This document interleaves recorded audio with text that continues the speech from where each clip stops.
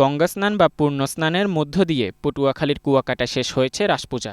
জাগতিক সকল পাপ মোচনের আশায় বুধবার সকালে গঙ্গা স্নান সম্পন্ন করেন সনাতন ধর্মাবলম্বীরা। এর আগে মোমবাতি, আগরবাতি, ফুল, দূর্বা, হর্তকি, ডাব, কলা, তেল ও সিঁদুর সমুদ্রের জলে অর্পণ করেন সনাতনী নারীরা।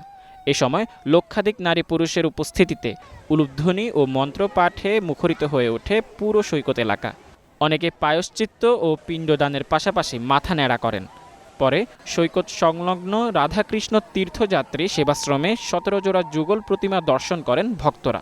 রাস পূজা আনুষ্ঠানিকভাবে শেষ হলেও উৎসব উপলক্ষে কলাপাড়ার মদনমোহন সেবাশ্রম মন্দিরে ৫ দিন ব্যাপী চলবে রাসমেলা।